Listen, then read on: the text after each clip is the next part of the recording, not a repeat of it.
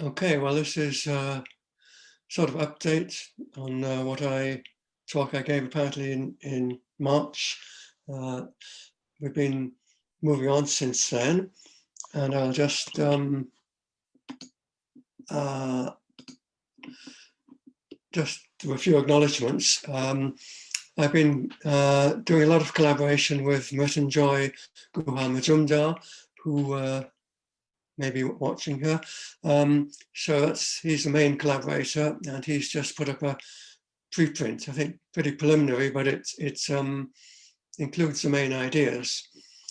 So, right, and other people, Alexa Yardley, she contacted me a long time ago, has some pretty incomprehensible ideas. I've only gradually come to understand what it's all about, because it turns out we're dealing with something that's really pretty complicated and intricate. So it's rather difficult to explain. I hope I managed to do that to some extent. And I've been had some discussions with Scott Kelso, who's into one of the main people involved in coordination dynamics, which is the a fairly rigorous approach to the complexities of biological systems.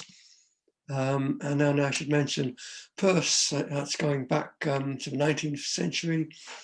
He brought up sign theory, and that's important because it deals with meaning and thought.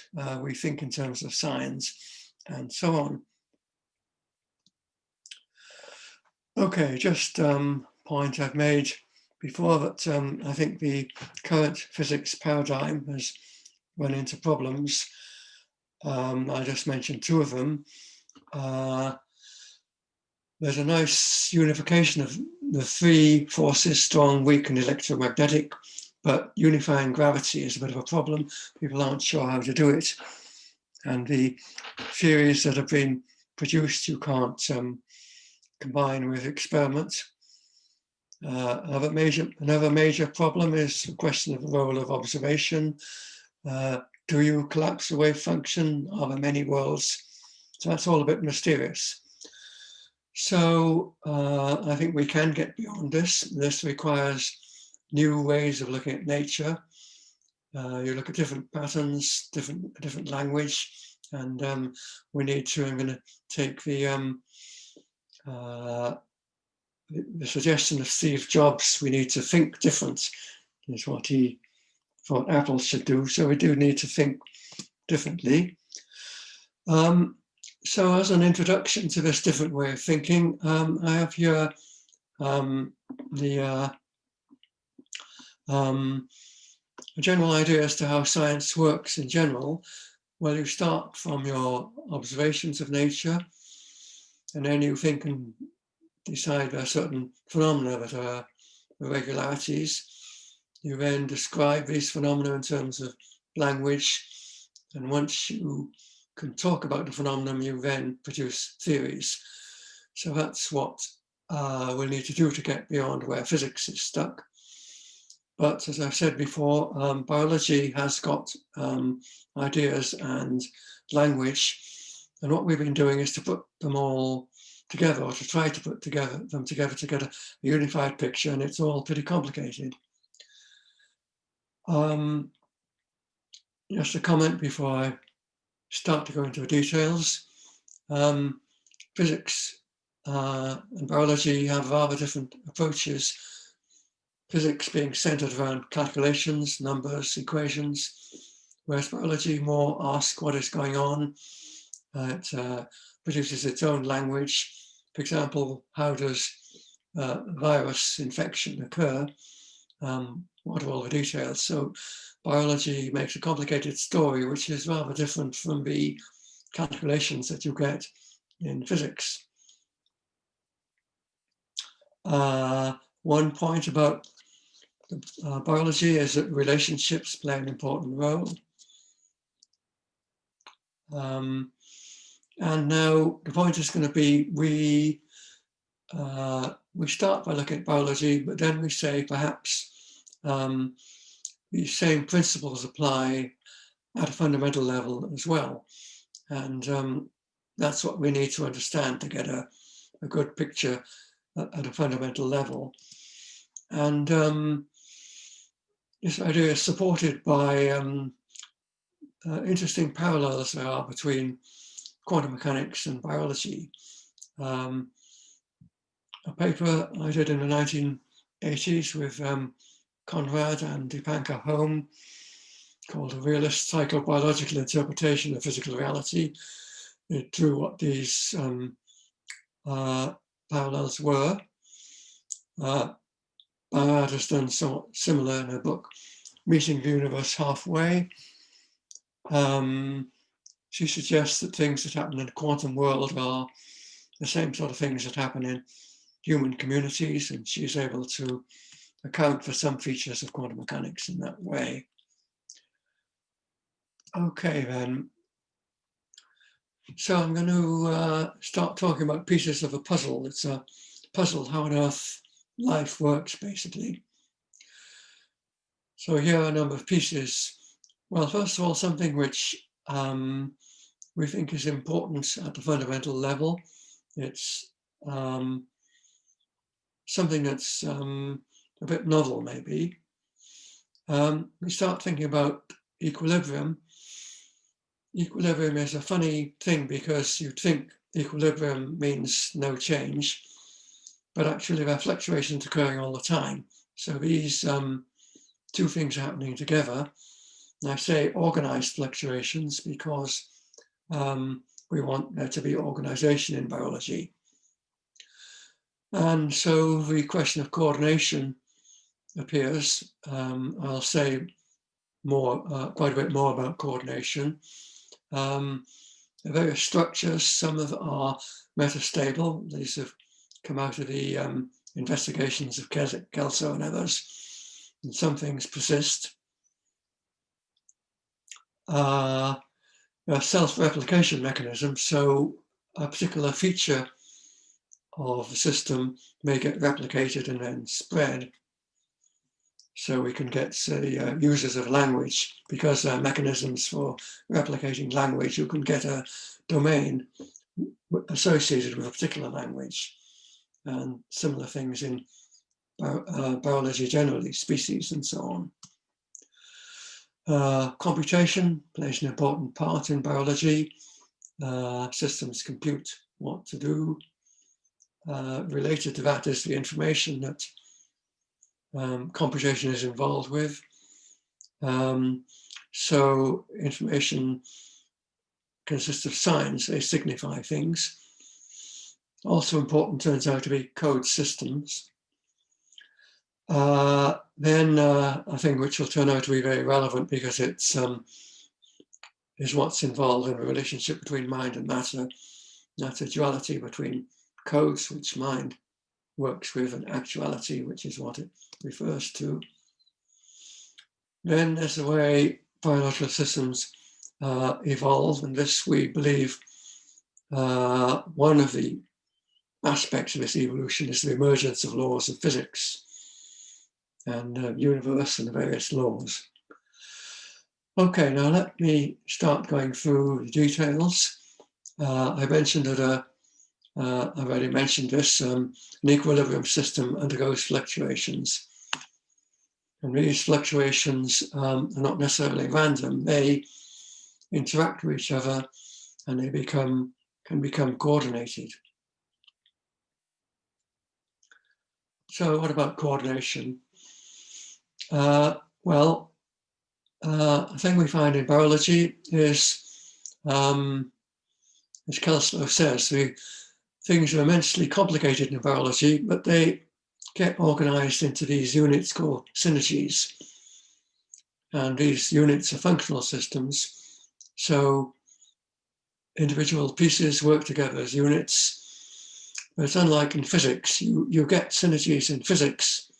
I'll show some in a moment. But in biology, you get complex hierarchical structures. So it's a much more difficult thing. Biologists have a more difficult job to do, and physicists will also have to tackle this. Okay, so here's a picture. I got this from Wikipedia. I don't know what the numbers mean and why they're saying, but this is just to show a hierarchical structure. And now I want to make the point that synergies involve, well, here we have a unit, and inside that unit, there are systems that are coordinated together, and then a system exerts control from outside. So these are the basic things that happen in with synergies, and there's this complex structure as you see on the right. And now I'll just give a little illustrative example. Okay, on the right you see coordination, spins lining up. Outside you see a magnet which can control the whole system. That's just to sketch things. And now this is from an article by Scott Kelso comparing how ordinary physics works and coordination dynamics. And you can see there are different things that, let's see, instead of forces, you have information exchange. Physics likes to deal with linear systems, but non-linearity is important. It's important you get bifurcations, multi-stable systems and metastable systems, and so on. So these synergies may be stable or metastable and so on according to the conditions. So that means you will get a situation that is stable for time, and then as a flip, something different will appear. Also, disruption may may dispose of unsuitable combinations.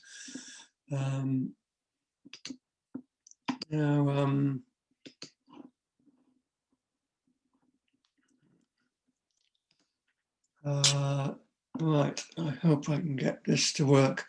Here we're going to play music to water. It's quite amazing what happens. If I can play the music.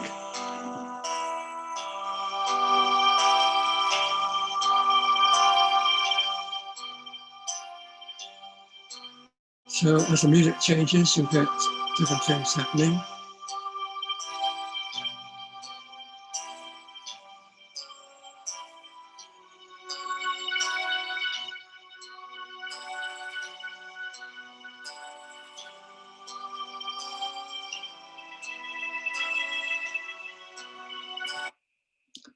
So that is just water corresponding to the sound. What you do is you have a container, cuvette, and it's vibrated from the bottom by a speaker.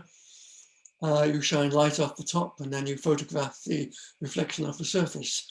So this shows that there's something, you don't need a complicated biological system to get science to work. And this will happen even with water. So that's just to make that point about signs. Now, an illustration of signs is language, of course. That's something which causes coordination. People coordinate using this kind of sign that we know as language. And that has a coordinated structure. The language, pieces of language are in chunks, like a phrase, a noun and a verb form a phrase. So that's got that kind of structure. Which I illustrate again as before, structures of language are a bit like that. Now, we can go beyond this, what grammarians use by, because there's a computer simulation due to WINOGRAD, and that's, he wrote a sort of basic component of language concerned with a block's world and doing things, answering questions. So you feed text into it and the program does the relevant things. That contains expert functions which respond appropriately to input. And what the experts do themselves, they create synergies which can do things. So this is an old illustration of how this complicated things work in biology. So you could say, well, he doesn't deal with language acquisition, but you can say that what's happening is that language users discovered mechanisms which are effective in a particular environment. And I think it's important here as a part of a picture is that there's a pairing between functions of language and the environment in which they work. Now what am I saying here? Bits of code which are just information, and the actuality that it relates to, these are complementary. So let me see what I have here. Yes, so these two, as things develop, the code and the actuality that the code refers to, these both arise, and I'm going to show how this happens. And this is sort of what Yardley is talking about, though it's in a rather obscure way.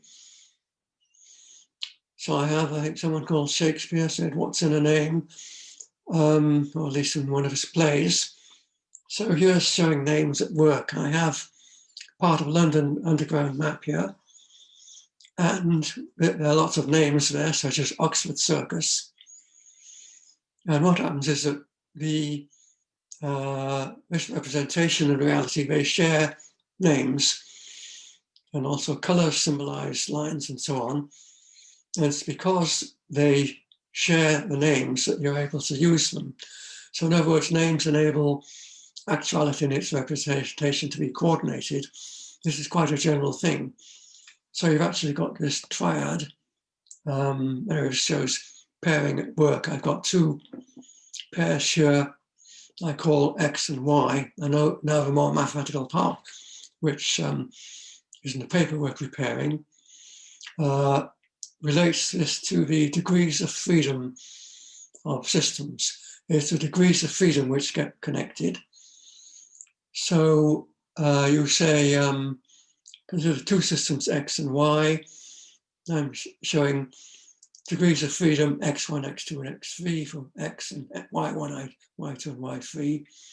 And so X1 might be things that you do in relationship to the station, and then you do things in relation to the representation of the map as well. So it's because they're sharing the name, they're linked together in this way that allows you to coordinate the two things. So there are certain degrees of freedom which get linked together, which is in the mathematical theory that we're producing. As it were, lets them move together, because the degrees are, I think it's fairly intuitive that if you connect together particular degrees of freedom of two systems, then this makes them move together. This is basically what Yardley is referring to when she talks about oppositional dynamics. So these are two things which are separate and also joined, like two systems in phase equilibrium. Okay, now here's speculation as to how this all comes about, because we're going to say that this organization happens spontaneously, and this is how mind arises and life arises. Okay, we'll start off with saying humans create symbols for a reason. You have a particular purpose in naming something you want to communicate. And they stabilize situations. And Yardley suggests this is universal, that, let me quote, this third entity, which goes along with two things it's joining, they produce stability and reliability for reality, which in and of itself is markedly unstable and unreliable. So in other words, you have, what we think of is you have some uniform background, one field. This field is present and systems come together for time, and they come together more effectively if there's a system that can pair them, which operates, for example, according to, in the manner of a symbol. And the way you could get these pairs produced is either two pairs can go together, as in my previous diagram, or one thing can split up into two, which is like an oscillation which splits up into two things of different oscillations. So in other words, these are the fundamental physical processes which all to get together in a very complicated way, giving you mind. Also, you get context coming in here. I talked about this in connection with language, that because there are mechanisms for propagating activity in relationships, you then can create a domain in which things happen. And it's like ecosystems, units together a collection acts as an ecosystem that supports the units concerned. So a whole collection of ideas here. And one further idea is another pair, which is operations and states. The idea is operations work on states. They cause one state to change into another.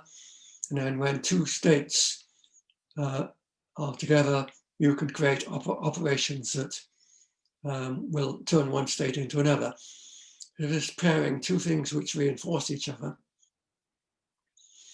And the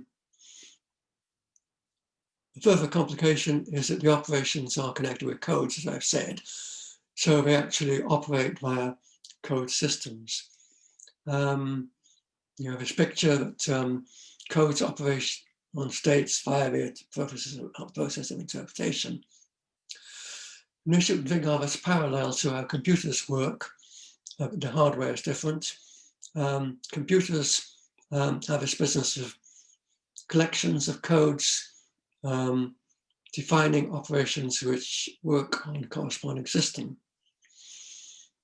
So descriptions can also create systems.